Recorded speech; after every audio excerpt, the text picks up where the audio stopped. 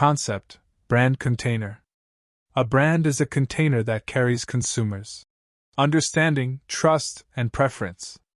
The greater the value of this container from understanding to trust to preference, the more valuable it becomes. If it cannot be the first choice of consumers, it is not a brand, but a trademark. Case study. For example, today you go to an appliance store and see a Haier refrigerator that meets your requirements for power consumption, capacity, and size, priced at 2,000 yuan. Just as you are about to buy it, a salesperson rushes over and says, "Don't buy it! Their refrigerators are all made by our OEM. Look at mine, the power consumption, capacity, size, and even the material are exactly the same. We only sell it for 1,500 yuan. Buy mine instead." Which one would you buy? I would buy Haier. Why?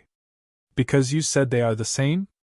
To determine if you two are really the same, I need to spend a lot of time to understand it like an expert, and then trust is based on understanding, and preference is based on trust.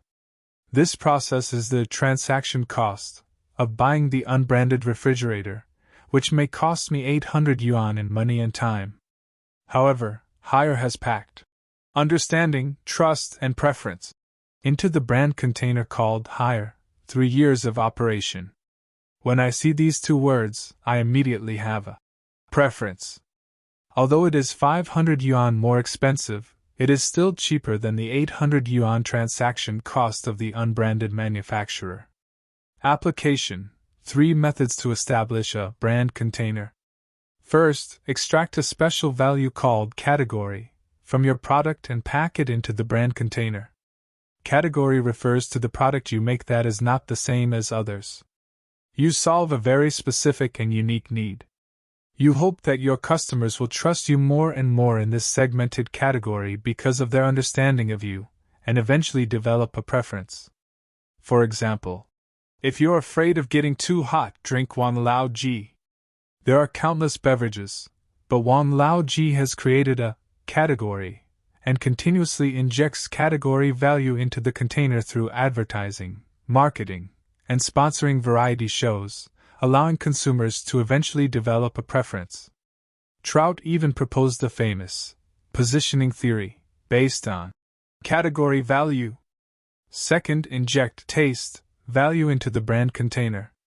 Taste value is more intuitive. Some people particularly like a brand because of its brand story, such as the talent, fame, love, and feminist ideas of Chanel founder Mademoiselle Chanel, which have always been talked about.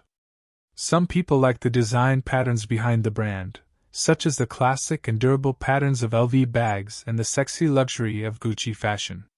Some people like the companion recognition brought by the brand, such as wearing an IWC watch to make friends think he has taste. Taste value even produces the Veblen effect we talked about in the 20th issue.